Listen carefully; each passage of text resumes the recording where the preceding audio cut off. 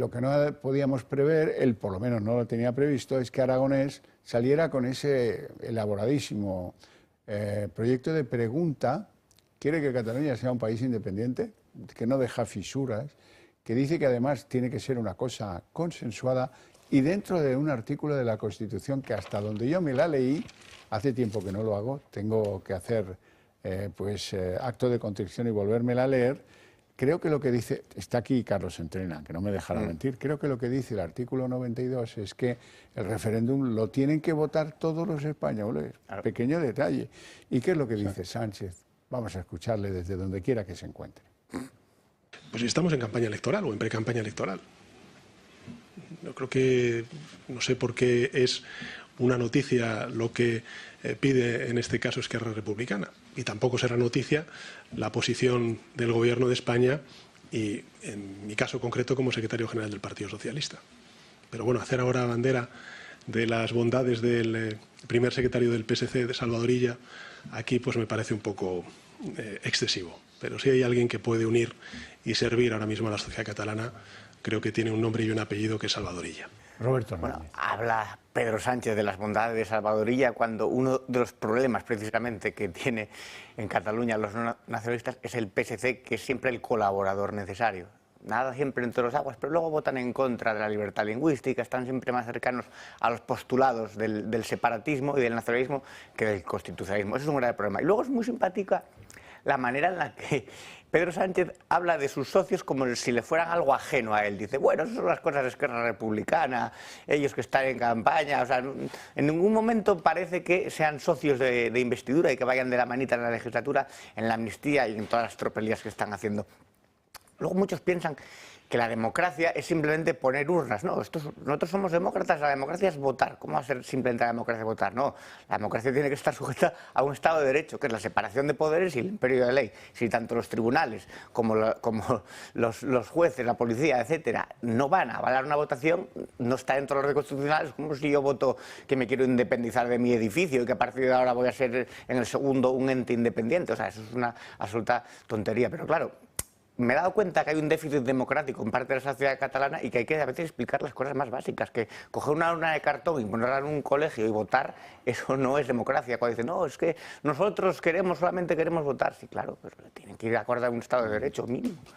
Hace bien en querellarse, lo veo óptimo, lógico, es necesario. Es una defensa ciudadana también contra los abusos del poder, sobre todo contra los abusos de la agencia tributaria, que en España vivimos en un auténtico infierno fiscal. Pero no hay mayor ataque que el que se ejerce, por ejemplo, contra una mujer, que el que sufre Díaz Ayuso, en todos los frentes, mediático, el político, sin que además se escuchen los sofocos habituales de las petardas habituales de la ideología de género. Ahí están bastante calladas. Se le imputa, además, impunemente, un asesinato masivo por el tema de las residencias, cuando Madrid no es de las comunidades donde más gente murió en residencias. Murió mucha gente, pero por desgracia murieron más en otras, no por desgracia, sino que hubo un alto índice en otras comunidades autónomas, se vivió una situación terrible, en Madrid también hubo una incidencia altísima por las circunstancias que todos conocemos, las marchas del 8M y demás, y sin embargo ahí siguen, sabiendo que no hay nada, que todos los casos han sido archivados. Por eso se genera una especie de ruido, porque luego te encuentras a gente por la calle o gente que te conoce y dice, ¿qué pasa con Ayuso? ¿Qué dices de Ayuso? Y tú te hagas de preguntarle, bueno, ¿qué es exactamente lo de Ayuso? ¿Qué es lo que tú sabes de Ayuso? Te das cuenta que ruido se genera, pero es una forma, una política, una estrategia que funciona, porque parece que al final es todo lo mismo. Ayuso, Begoña Gómez, el caso de Europa, las mascarillas, todo entra dentro del mismo cómputo. Dicen corrupción, políticos, son todos iguales. No, oiga, ¿qué es exactamente lo que tú sabes? Pues han oído cosas que les dicen y eso funciona. Luego realmente indagas y no hay nada, o sea, no hay nada punible, no hay nada, no está bajo ninguna investigación judicial. Bueno, no hay nada que afecte a Ayuso. Claro, como política y con dinero público. Claro, muchas personas fuera de Madrid dicen, no entienden muy bien el fenómeno Ayuso. Y no es tanto como Ayuso, como figura, que sí que tiene mucho tirón, sino por lo que hay enfrente. Y yo les digo, es que no os imagináis cómo es la izquierda madrileña, lo que tenemos enfrente. En eso no lleva razón, no es ni mejor ni peor que la asturiana. Bueno, ni mejor ni peor que la catalana. Pero Ponen común hace más ruido. Ya ves tú, no. Pero o la valenciana. A Mema, bueno, que ahora es ministra de Sanidad, no está en la izquierda madrileña. A Rejón, lo mismo que el Congreso, pero también estuvo en Madrid. Mónica García. Mónica García, sí, perdón. Mema se la entiende, es el nickname. Bueno, Rita Maestre, que está en el ayuntamiento, porque forma parte también. Alejandra Jacinto, que se fue porque no sacó ningún diputado, igual que se tuvo que ir Pablo Iglesias, pero es que es una izquierda extremadamente hostil y muy belicosa. Entonces, muy sectaria, sí, entre lo woke malasañero y luego la izquierda nacional populista de vamos a hacernos amigos aquí de la izquierda Berchales, todo muy... Por eso que influyen las dos cosas, la personalidad de Ayuso y lo que hay enfrente, que a veces, claro, aupa al que hay. Sí, pero de todas maneras esta señora tiene un aura que le salen bien operaciones que a cualquier otro mortal le saldrían mal. Por ejemplo, caso que yo fuera responsable de algo en política, Dios no lo quiera, si a mí se me ocurre murmurar en la tribuna del Congreso cuando se meten con mi hermano, se me ocurre murmurar algo desagradable y luego decir que lo que he dicho en realidad es me gusta la fruta, a mí me comen vivo, no dejan ni la raspa. Ahora, a esta señora, oye, se le permite todo y se le ríen todas las gracias. Y hay hasta gente que se ha hecho jarras donde pone me gusta la fruta y camisetas. Quiere decir que hay algo... Carisma, eso se llama carisma. Sí, sí. Y porque es mucho más simpática que todos los demás que vemos ahí criticando con esta hostilidad, con esta radicalidad y con esta antipatía. Eso, es antipatía. Con esta antipatía. No, hombre, no. Es que tiene que relajarse la política y ella relaja la política. Es que con Begoña Gómez estamos hablando de una conseguidora, aprovechando su situación en el lecho conyugal del presidente del gobierno, que es... esto evidentemente es gravísimo. O sea, fue contratada para conseguir subvenciones públicas a cambio de 80.000 euros anuales, creo que era, y esto es aún más grave que el asunto de las mascarillas de Koldo, de Illa, de Ábalos, de Marlaska y de Sánchez, que es el señor X. Entonces, además es que ella ha ido dejando rastros por todos lados, firmas, cartas, recomendaciones, un viaje a Kenia, un máster que da sin ser ni siquiera licenciada, donde apuntarse cuesta 7.000 euros y se da la paradoja donde los alumnos de ese máster tienen más preparación que la persona que dirige ese máster universitario. O sea, entonces, pero no la van a llevar a declarar al Congreso, lo que me parece ir un poco tibios, ir un poco flojos, porque lo que tienes enfrente son personas sin escrúpulos, que van a ir siempre a por todas, o sea, que van a indagar, que han montado...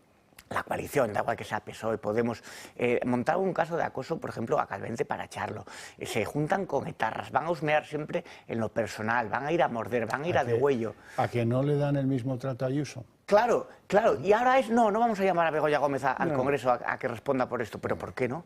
Esta señora, evidentemente, es una señora muy osada y muy imprudente, ¿no? Sí. Muy osada porque entra en materia que no tendría que tocar y muy imprudente pues porque va dejando sus rastros y fichas y viajes por todos los lados.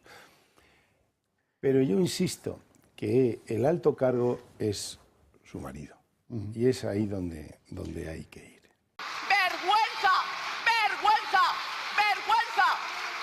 No se puede, no se puede, no se puede.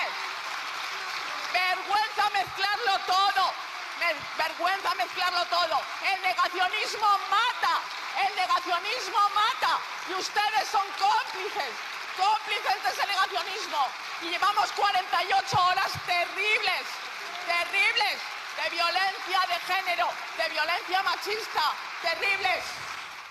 En honor a la verdad hay que decir que luego se tomó la medicación y pidió disculpas al que le dedicaba la proclama esta. ¡Qué barbaridad! Nos las prometíamos muy felices cuando Irene Montero dejó el Congreso. Decíamos, sí, bueno, se han acabado las histéricas vocingleras en el Congreso y al final vas de mal en peor.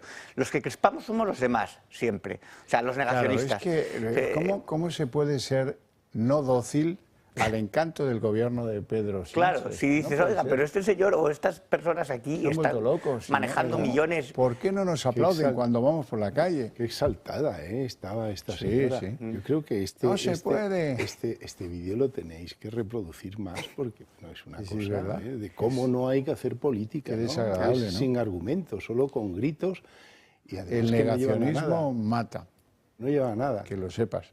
Sí, claro, claro. Y no ir a la manifestación del 8 de marzo del 20, año del 20 COVID. también mata. También mata. Eso sí que mata. Eso sí que mata de verdad. Mira, 140.000 Eso sí fue 170.000. negacionismo activo. Eso fue negacionismo, ¿Qué han consciente y hecho voluntario. para mejorar la seguridad de las mujeres? Si resulta que hay cada vez más casos de violación y que hay cada vez más mujeres asesinadas y que han subido las violaciones en sitios como Barcelona y no son capaces de señalar el elefante en la habitación. ¿Qué han hecho para proteger a esas mujeres? Pues más darle que el dinero dilapidar a ONGs, dinero. tirar el dinero y no dárselo a la Guardia Civil y a la Exacto. policía y potenciar los fiscales y los jueces, que es lo que tienen que Eso sí que mata. Y- Bueno, una noticia del ámbito judicial que estoy seguro que a don Roberto le va a alegrar mucho. El juez de la Audiencia Nacional, Manuel García Castellón, ha propuesto que se juzgue a 6 personas como autoras de un delito continuado, porque lo hicieron 100 veces, de humillación a las víctimas del terrorismo y enaltecimiento de los que han participado en actos terroristas, por eso de los ongi etorris, ¿sabéis? Los homenajes cuando vuelven los etarras a su lugar de origen. Bueno, pues los 6 que propone García Castellón que sean juzgados son los organizadores de 120 actos de homenaje a presos etarras, eso que llamamos los ongi etorris. Bueno, Por fin, ¿no? evidentemente, que se persigan estas cosas. Había un eminente presentador en La Sexta, todavía sigue ahí, que decía que no, que eso era mentira, que era un bulo, que no había ningún homenaje. O sea, imagínate cómo sea la calidad de la información que dará luego en ese medio de comunicación. La hegemonía del nacionalismo, del PNV y de Bildu, del entorno potarra en el País Vasco es aplastante. ¿Pero por qué? Porque durante mucho tiempo presentarse por el PP y por el PSOE era jugarse la vida. Ahora por el PSOE ya menos, porque ya van de la mano, entonces no tienen tantos problemas. Y luego porque sigue existiendo la ley del silencio. Es decir, el no nacionalista tiende a estar más callado, intentar pasar desapercibido, entonces las calles son de ellos, o sea, son los abertzales los que hacen las marchas, tienen que aguantar que salgan con carteles de etarras, el cartel de los presos que vuelvan, y al final, bueno, sí, es verdad que hay excepciones muy loables como Maite Pagaza o María San Gil, que han dado la cara de forma vehemente, luchándose y oponiéndose contra eso, pero al final es un rodillo nacionalista tan aplastante que la única manera que hay es ir a los tribunales y que los jueces de alguna manera les cojan el dinero, les tiren ahí a ver si consiguen que... Pero el entorno en el País Vasco es el de una ETA que ha ganado porque ha conseguido muchos de los fines políticos. El fin último no sabemos si sería la independencia o vivir a base de eso, pero se le ha legitimado sus acciones. Es decir, han conseguido entrar en política y han conseguido que se les vea un socio prioritario a alguien como, por ejemplo, que es Arnaldo Otegi, un secuestrador convicto, probablemente haya participado en crímenes también, ex jefe de ETA, y que eso de alguna manera se haya normalizado. Y que las nuevas generaciones de chavales fanáticos, educados ya en ese ambiente hostil del odio y de a todo lo español, pues no sepan quién fue Miguel Ángel Blanco, no sepan quién fue, no sepan qué pasó en Hipercor o qué y les van cogiendo, como son pequeños como los cachorritos, y son los nuevos cachorros de Bildu.